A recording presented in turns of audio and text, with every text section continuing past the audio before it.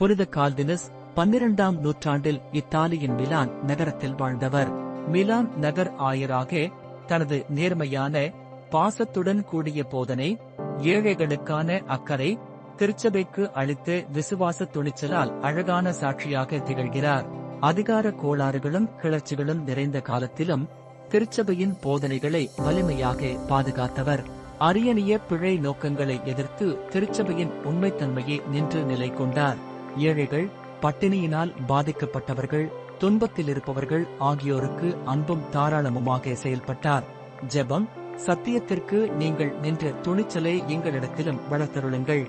ஏழைகள் மீது உங்கள் அக்கறையைப் போல நாங்களும் இரக்கமுள்ள உள்ளங்களாக மாற முன்வந்தருளுங்கள்.